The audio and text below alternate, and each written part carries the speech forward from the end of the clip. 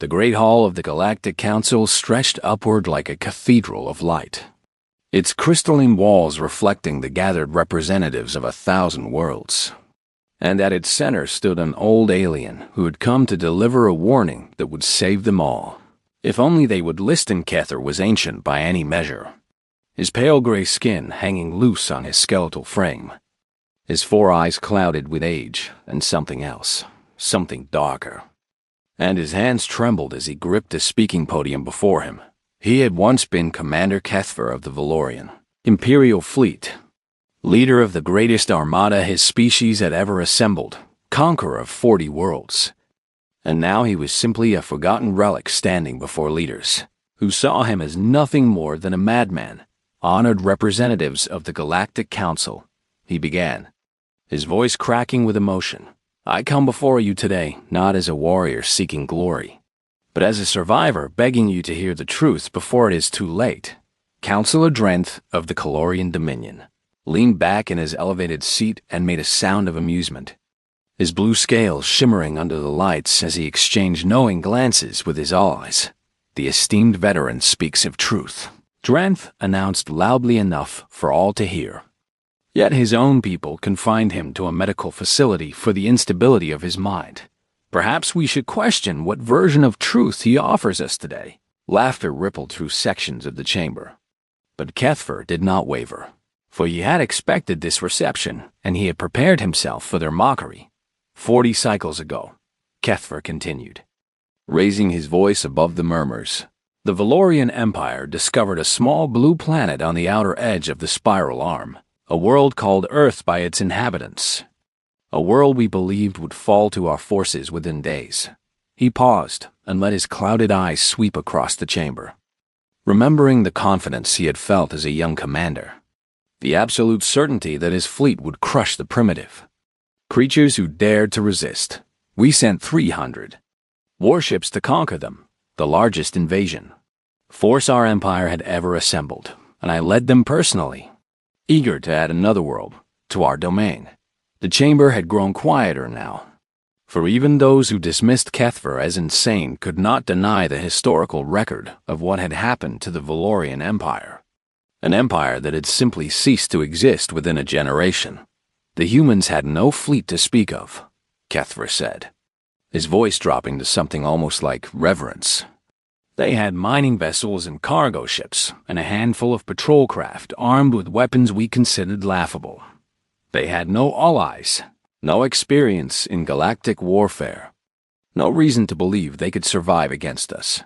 He closed his 4 eyes briefly, and when he opened them again, they glistened with tears that had taken 40 cycles to shed. We expected surrender within hours. Instead, we found something that haunts me to this day. Councillor Drenth shifted in his seat, his amusement fading slightly as he noticed that even his allies had stopped laughing, drawn in by the old veteran's intensity. Their commander was a human named Daniel Morrison, Kethver said, speaking the name like a prayer or perhaps a curse. He was unremarkable by any physical measure, smaller than most species, weaker, slower, with a lifespan so brief it seemed almost cruel. Yet when he appeared on our communication screens and we demanded his surrender, he smiled at us. Kethver's voice cracked with emotion as he remembered that smile, a smile that had no right to exist on the face of someone facing certain death.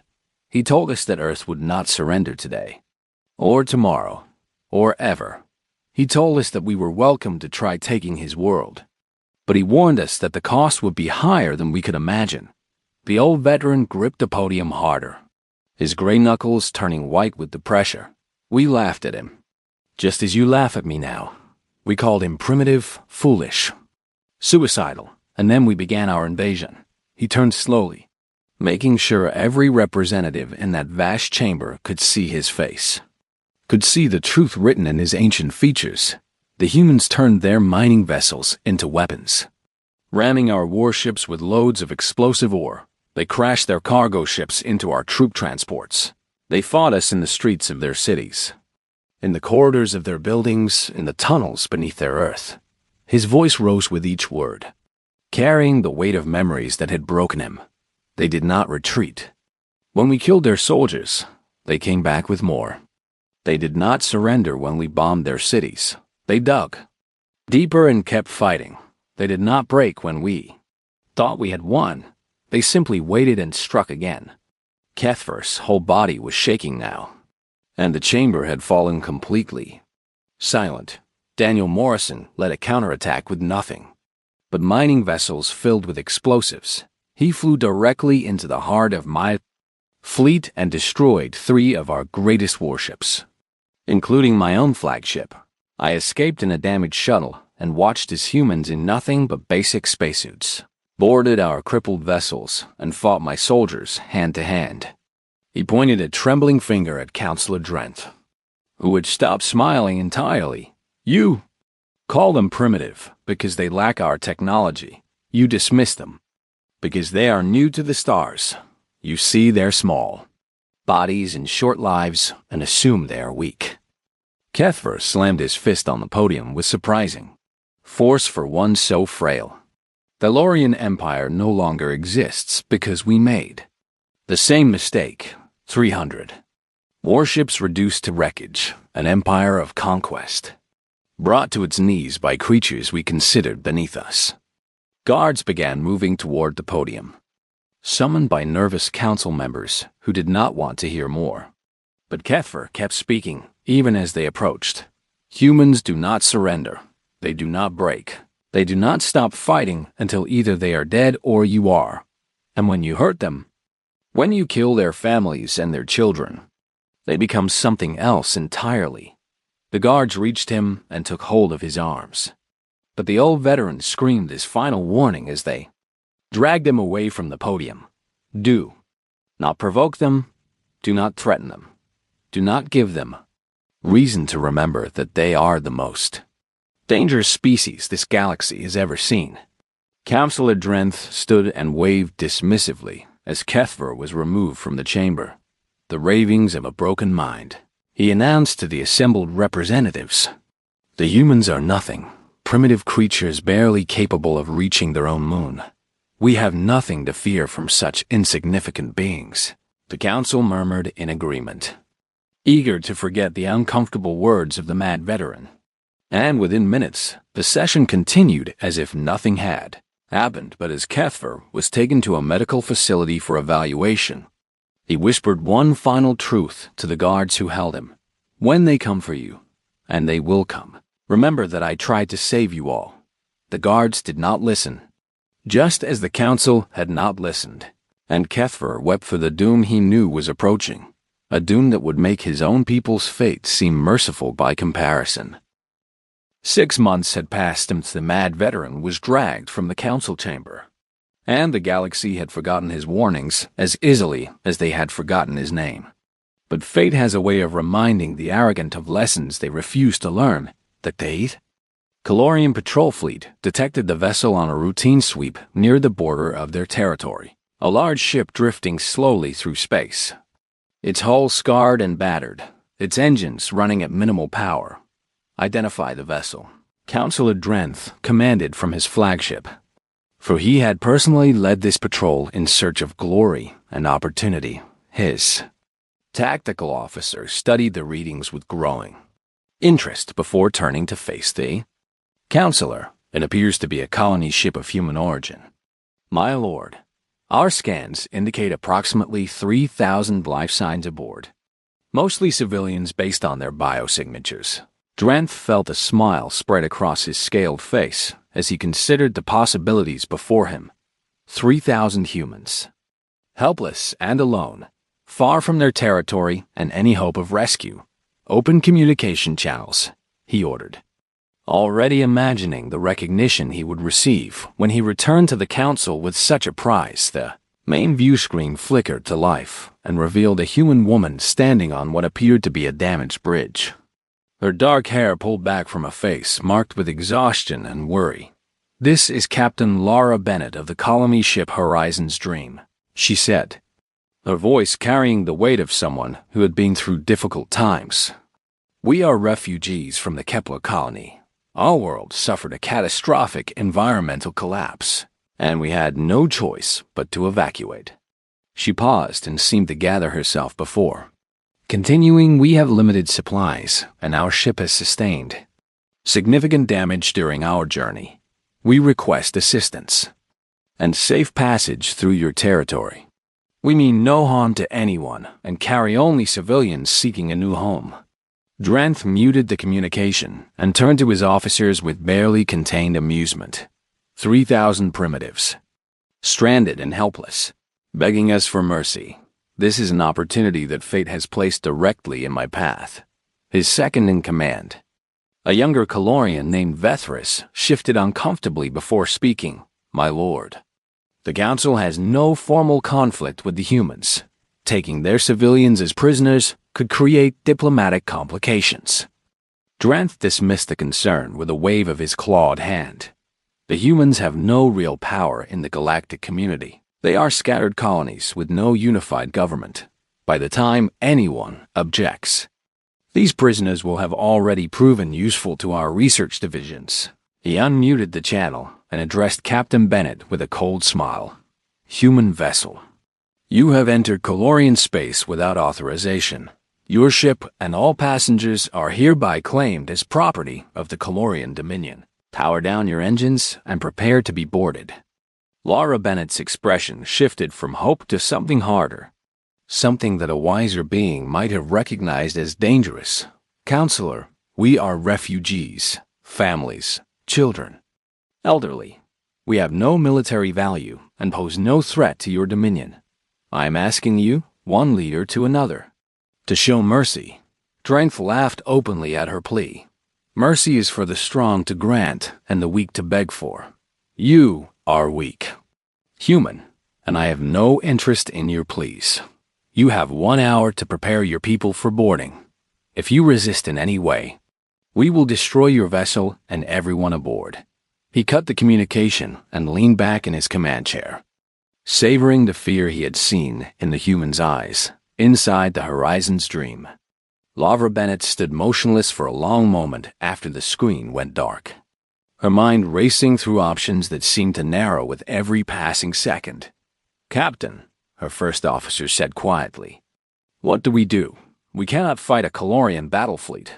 Laura turned and looked at her bridge crew, men and women who had trusted her to lead them to safety, who had survived the death of their home world, only to face this new horror.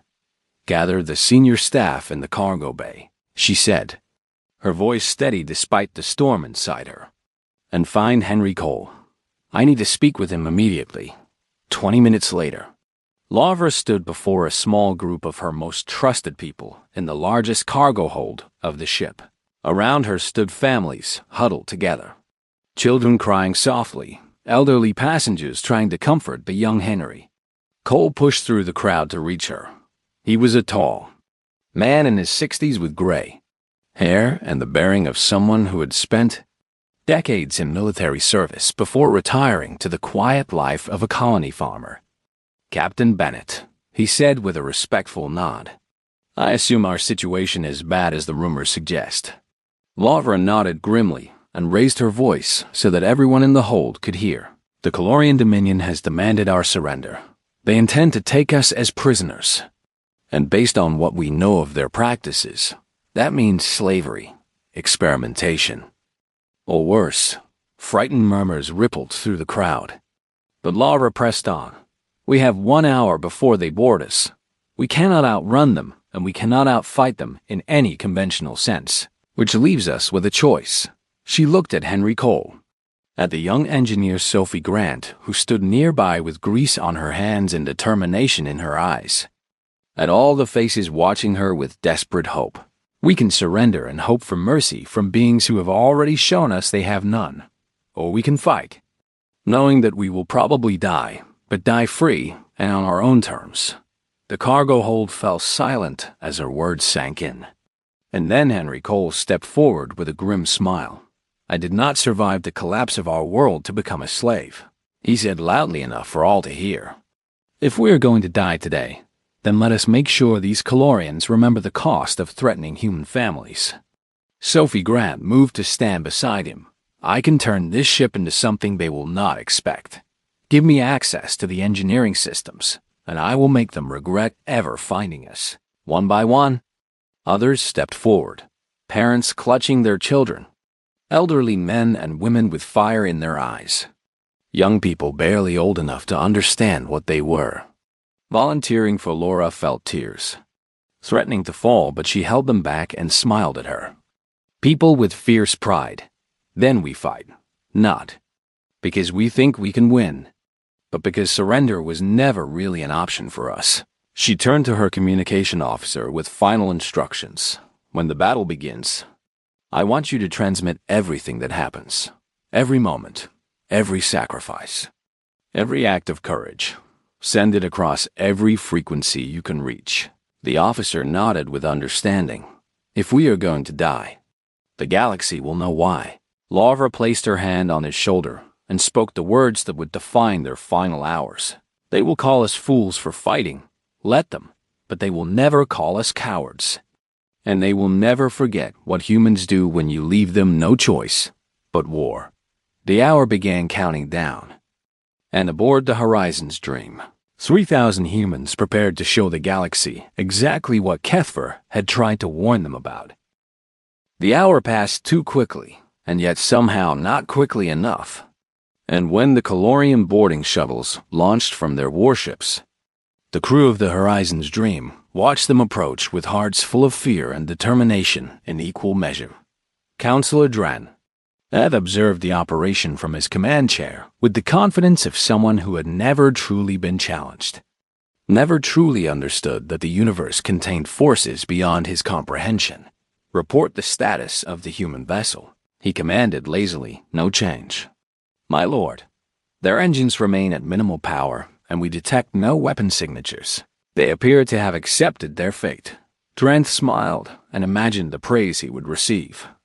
The advancement in rank, the power that would come from delivering 3,000 human specimens to the Dominion's research facilities. Excellent. Inform the boarding parties that I want the ship's captain.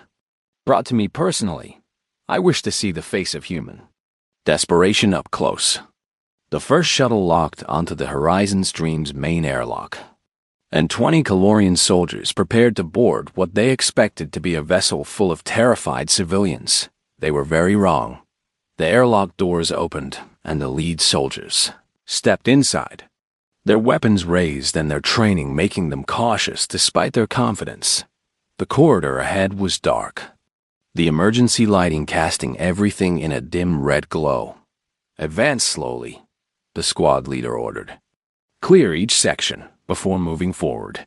They moved deeper into the ship, finding it strangely empty. The corridor silent except for the hum of damaged systems and the distant sound of something they could not identify. The first trap triggered.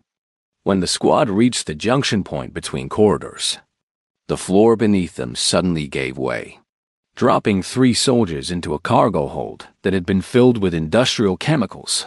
Their screams echoed through the communication channel as the corrosive substances did their terrible work, and the remaining soldiers scrambled back in shock and confusion. What is happening? Drenth demanded from his flagship as he watched the chaos unfold through the helmet.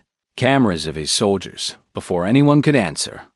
The second wave of boarding parties reported similar disasters, airlocks that vented atmosphere once soldiers were inside, maintenance drones that had been rigged with explosives and sent flying toward enemy squads, corridors that collapsed without warning and trapped Calorian forces in darkness, deep in the heart of the ship.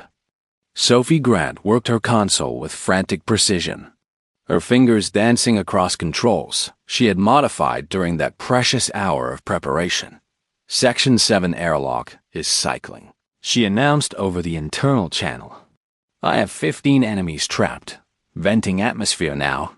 Beside her, a teenager named Marcus helped monitor the ship systems, his young face pale but determined as he tracked enemy movements and relayed information to the defense teams. There are more coming through the port side, he reported. At least 30 soldiers heading toward the residential section.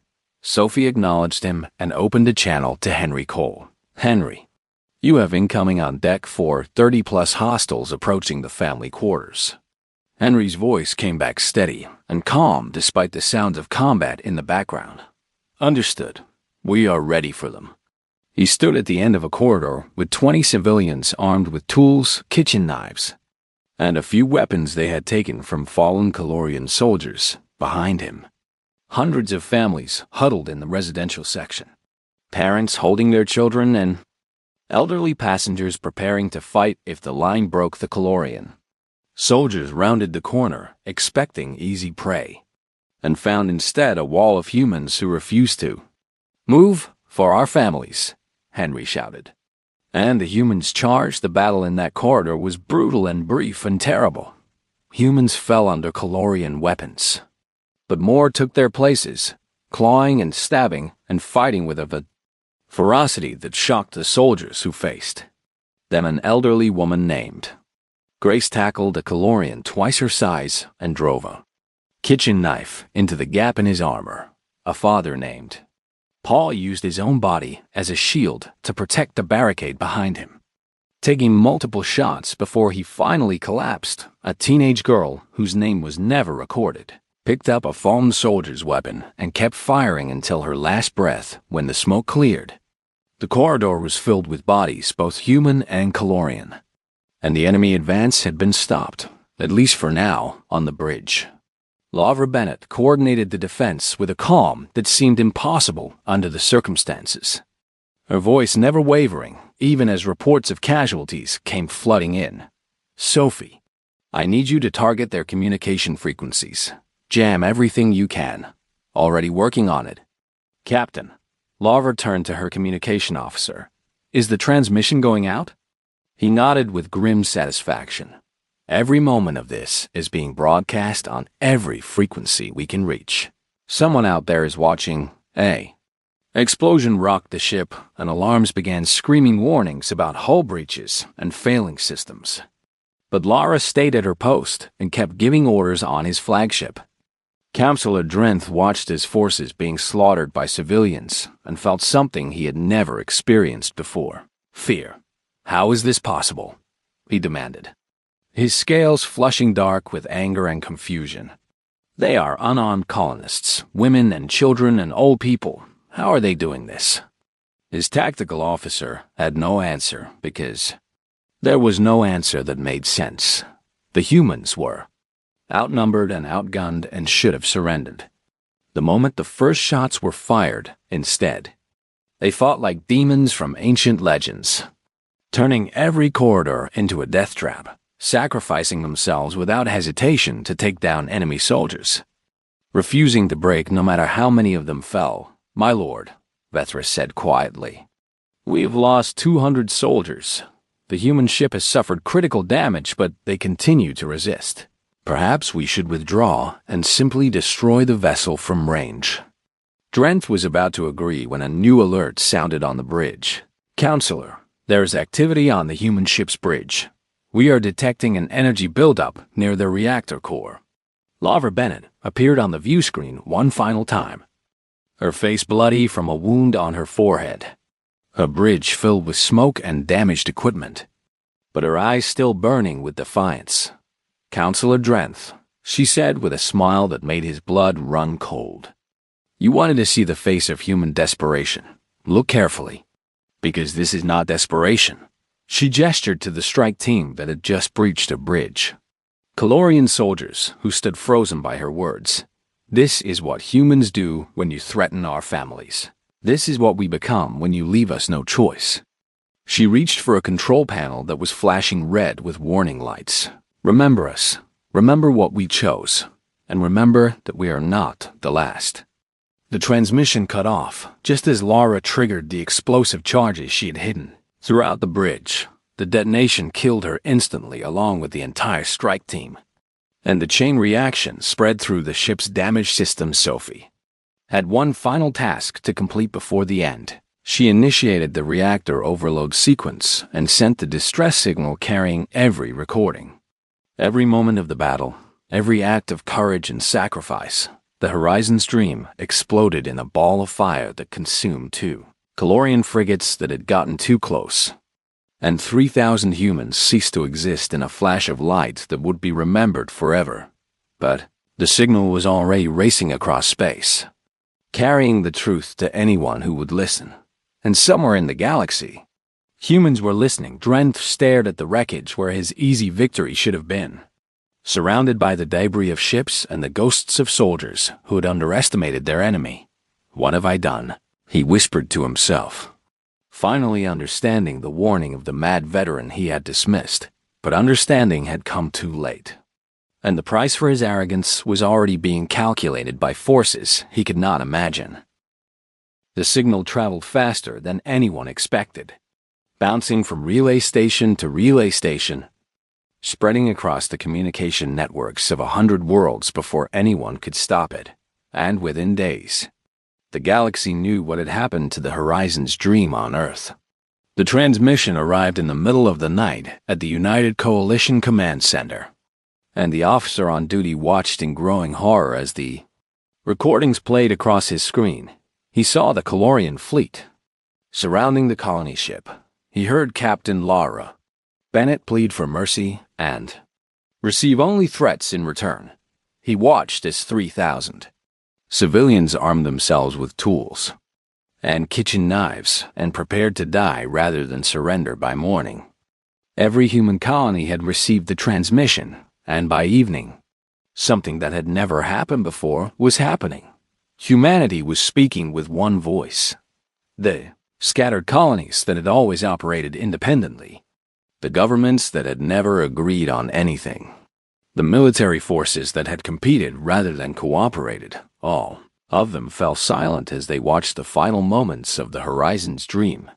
They watched Henry Cole lead elderly men and young fathers into battle against armored soldiers, fighting with nothing but determination and love for the families behind them.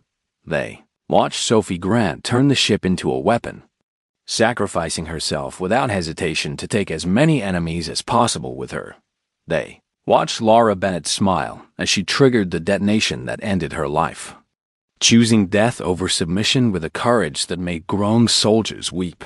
Then they watched the names scroll across the screen. 3,000 names. 3,000 human beings who had died because a Calorian counselor wanted glory and had seen them as nothing more than primitives to be enslaved. The United Human Coalition had always been a loose alliance, more symbol than substance. But in the hours after the transmission spread, representatives from every colony gathered in emergency session and voted unanimously for something that had never been done before. War Admiral George Dawson received the news while standing in his daughter's empty room on the colony world of New Portland.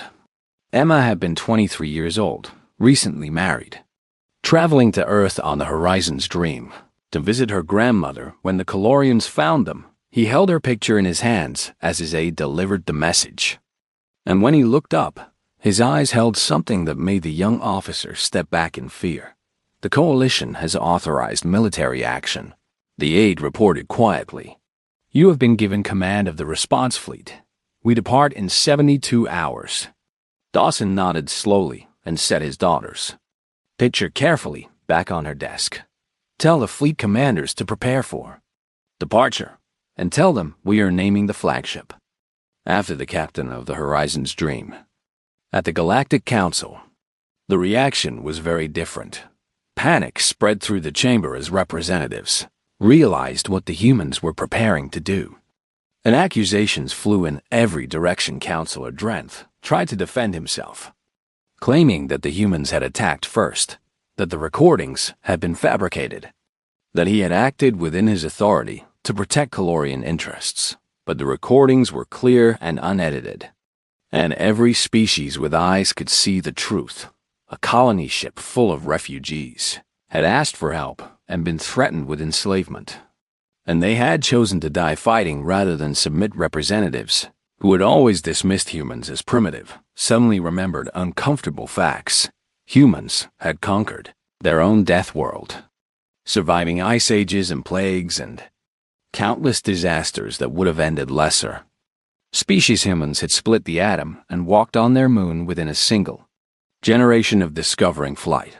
They had spread to the stars despite having no guidance from older civilizations, and now, for the first time in their history, humans were angry. Someone on the council remembered the mad Veterankather was retrieved from his medical facility and brought before the council for the second time.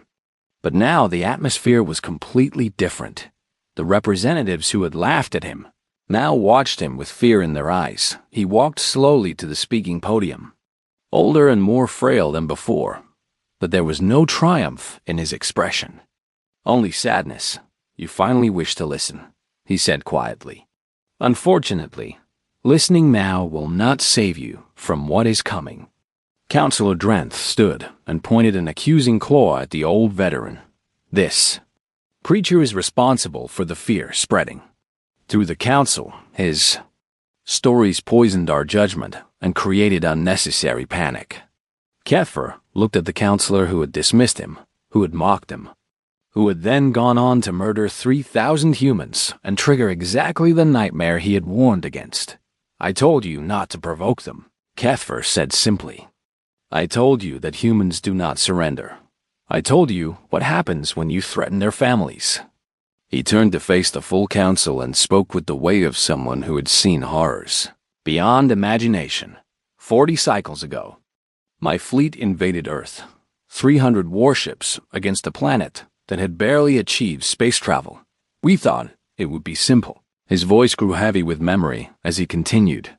The humans had no fleet, no advanced weapons, no experience in galactic warfare.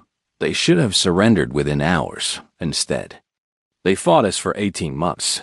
Gasps echoed through the chamber as representatives tried to comprehend what he was describing. They turned mining ships into missiles and flew them directly into our warships.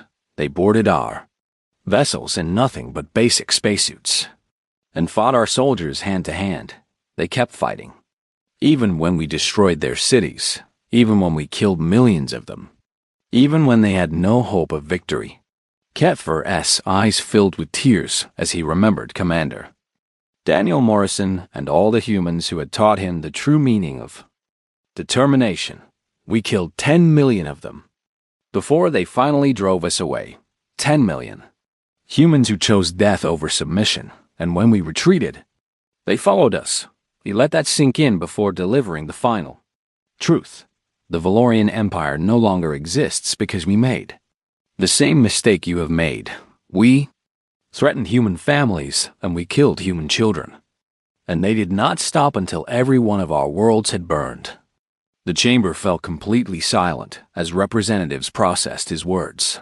The humans are not coming for territory, Kethfer said, looking directly at Drenth.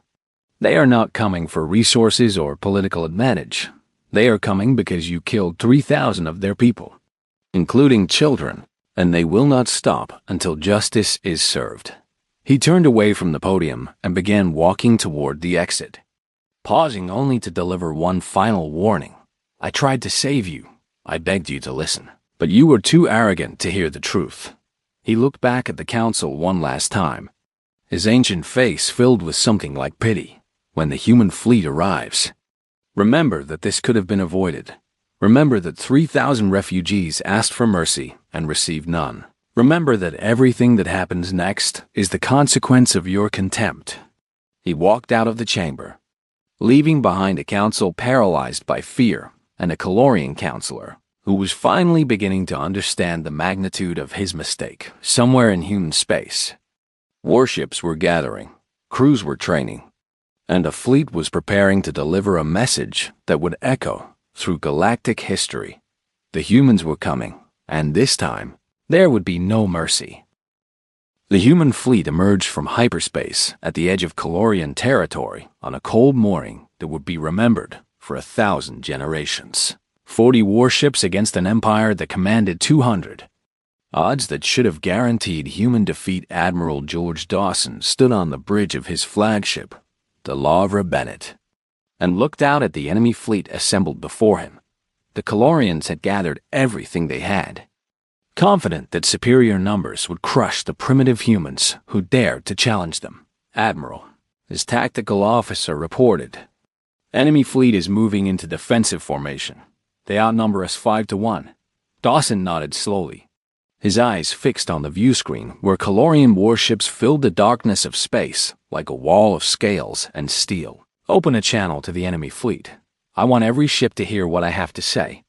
The communication officer worked his console and nodded when the channel was open. And Dawson stepped forward to address the beings who had murdered his daughter and 3,000 innocent people. Calorian fleet. This is Admiral George Dawson of the United Human Coalition. 3 months ago, your counselor attacked a colony ship carrying refugees, families, children seeking safety. When they asked for mercy, he threatened them with enslavement. His voice remained steady despite the rage burning inside. Those people chose to die rather than surrender. They fought your soldiers with kitchen knives and tools. They turned their ship into a weapon and took as many of your people with them as they could. And before they died, they made sure the galaxy would know the truth. He paused and let his words sink in before continuing. I'm here today because my daughter was on that ship. She was 23 years old, newly married, traveling to visit her grandmother. She died because your counselor wanted glory and saw humans as nothing more than primitives to be enslaved. The bridge crew watched their admiral with quiet pride as he delivered his message. We did not come here for territory. We did not come for resources or political advantage. We came here for justice. And we will not leave until justice is served. On the Calorian flagship. Counselor Drenth listened to the human's words with growing fear. He had expected threats and bluster. Not this cold determination. Not this absolute certainty. Destroy them, he ordered frantically. All ships engage. Overwhelm them with superior numbers. The Calorian fleet surged forward. 200 warships against 40. And for a moment, it seemed like the battle would be over before it truly began then. The humans showed the galaxy what they were capable of. Admiral Dawson gave a single command. And the human fleet scattered into smaller groups, each one targeting specific enemy vessels with surgical precision. They had studied Calorian tactics, analyzed their weaknesses, prepared for this moment with the obsessive focus of a species that had been planning vengeance for 3 months. Human ships flew directly into the heart of the enemy formation, firing constantly, ignoring damage that would have forced other species to retreat. When one human vessel was crippled, its crew rammed it into the nearest enemy ship rather than surrender. They are insane, Vethris whispered from his position on the Calorian flagship, watching human ships sacrifice themselves without hesitation. No, Drenth replied, finally understanding. They are exactly what the mad veteran warned us about. The battle raged for hours. Human loss is mounting, but Calorian loss is mounting faster. Every time a human ship was destroyed, its crew took at least 2 enemy vessels with them. Sometimes 3, sometimes more boarding. Parties of human soldiers fought their way onto Calorian ships and battled through corridors with the same ferocity their civilian brothers and sisters had shown on the Horizon's Dream. They gave no quarter because they expected none. And they fought until their last breath because surrender had never been an option. Admiral Dawson commanded from the center of the chaos, his flagship absorbing punishment that would have destroyed any other vessel. His crew performing miracles of damage control to keep the ship fighting. Admiral, his tactical officer reported with something like awe in her voice. The enemy fleet is breaking. They are trying to retreat. Dawson watched the Calorian warships turn and flee, abandoning their counselor to face human justice alone. Pursue them. Do not let a single enemy vessel escape. And find me Counselor Drenth. The final phase of the battle was more a hunt than a fight. Human ships ran down fleeing Calorian vessels and destroyed them one by one, showing the same mercy that had been shown to the Horizon's Dream. Drenth. Flagship was surrounded and disabled by concentrated fire from 6 human warships. When the counselor tried to escape in a shuttle, it was captured by a human boarding team, and he was dragged onto the Laura Bennett in chains. They brought him to the bridge, where Admiral Dawson waited with the recordings from the Horizon's Dream playing on every screen. 3,000 people, Dawson said quietly, not looking at his prisoner. Families, children. They asked for help. And you murdered them. Drenth tried to speak, to defend himself, to beg for the mercy he had never shown. But Dawson raised his hand for silence. You will be taken to Earth and tried for crimes against humanity. The galaxy will watch as justice is delivered. And every species that ever thought of humans as primitive will remember this day at the Galactic Council. Representatives watched the battle recordings in stunned silence. 40 human ships had destroyed a fleet of 200, accepting casualties that would have broken any other species. Fighting with a fury that defied comprehension, Curve watched from the gallery, too old and tired to feel triumph. Only relief that his warning had finally been proven true when the council called him to speak one final time. He walked slowly to the podium and looked out at the gathered representatives of 1,000 worlds. I told you the truth 40 cycles ago, he said quietly. And now you have seen it with your own eyes. Humans are not like us. They never were. He gestured toward the screen, still showing the aftermath of the battle. They do not fight for territory or resources, they fight for each other. Hurt one of them, and you face all of them. Kill their children, and they will burn your worlds and call it justice. His voice grew heavy with the weight of experience and loss. They call it family, they call it love, and they will never stop. Never surrender, never break, as long as a single one of them still breathes. He turned to leave the chamber for the last time, pausing at the door to deliver his final words to a galaxy that had finally learned to listen. Remember this day. Remember the horizon's dream. Remember what happens when you wake the sleeping giant and never, ever give humans a reason to come for you. The council remembered. The galaxy remembered. And humanity took its place among the stars. Not as the primitives everyone had dismissed, but as the species no one would ever threaten again in the years that followed. Monuments were built to the crew of the Horizon's Dream, Laura Bennett, Henry Cole, Sophie Grant, and 3,000 others who had shown the galaxy what humans become when they are left with no choice but war there. Names were carved in stone on 100 worlds, and their story was told to children of every species as a warning and a promise. This is what humans are. This is what humans do. And this is why you should never mistake their kindness for weakness, their patience for cowardice, or their mercy for surrender, for when mercy ends, vengeance begins, and human vengeance is a force that even the stars learn to fear.